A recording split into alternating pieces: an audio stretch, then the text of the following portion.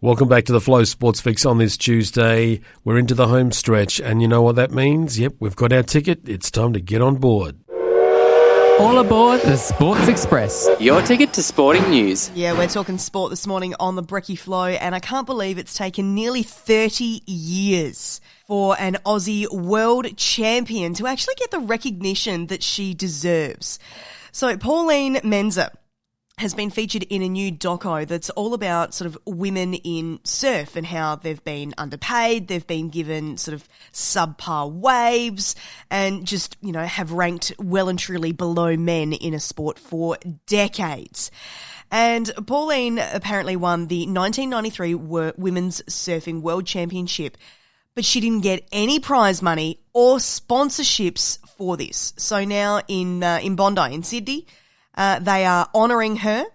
She grew up in Bondi, and they will be putting some sort of a plaque perhaps, or a statue among the art pieces. Something will be happening at Bondi to honour her. She's quite chuffed that this is going to happen.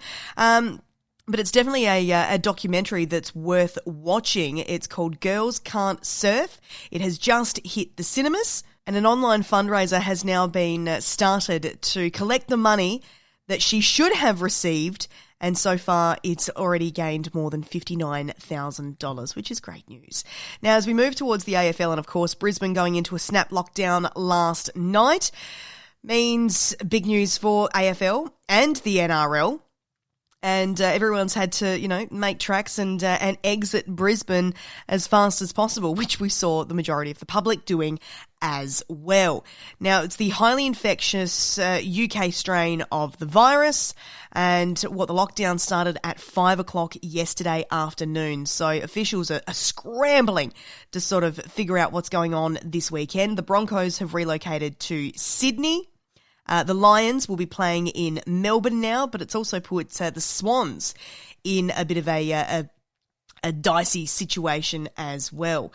And then finally this morning, we will not be going up against the US in the Olympics. No, they are out. They've missed out on a spot in the Tokyo Games after going up against Honduras, and they lost 2-1 in the semi-final. Always good when the US doesn't make the Olympics, isn't it? It gives everyone else a fair chance. Just before we wrap up tonight on the Flow Sports Fix, an interesting media release that came about and it came across the sports desk. Carbethan Reserve that's being upgraded to kick goals for the local community. So grassroots sport in the town of Gawler is set for a major win with funding secured for Stage 1 of the Carbethan Reserve redevelopment. Council has secured $900,000 for the project from the state government's Local Government Infrastructure Partnership Program. Council will contribute just over $1 million to the $1.9 million project.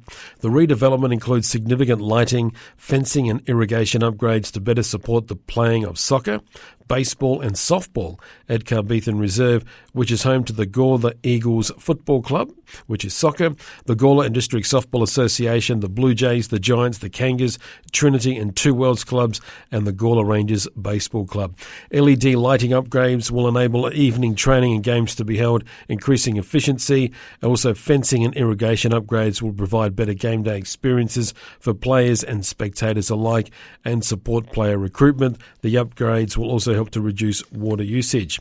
Town of Gawler Mayor Karen Redmond said council was committed to supporting grassroots sport. The Carbethan Reserve upgrades will support the significant physical and mental health and social well-being benefits that come from playing team sport and getting involved in the community, the mayor said.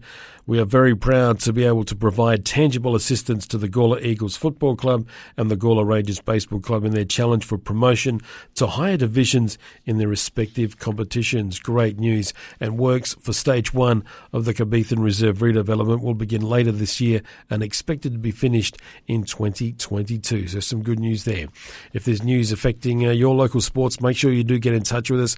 Send us a message via our Facebook page, FlowFM Australia, or you can email us at news@flowfm.com.au. Just before we wrap up too, happy birthday to Sammy Stosur, turning 37 today, the Aussie professional tennis player.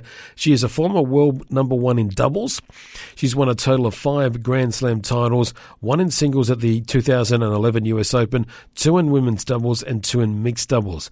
She won the 2011 US Open, defeating Serena Williams in the final, and became the first Aussie woman since Yvonne Goolagong-Cawley in 1980 to win a Grand Slam singles tournament. We love our Sammy Stosur, turning 37 today.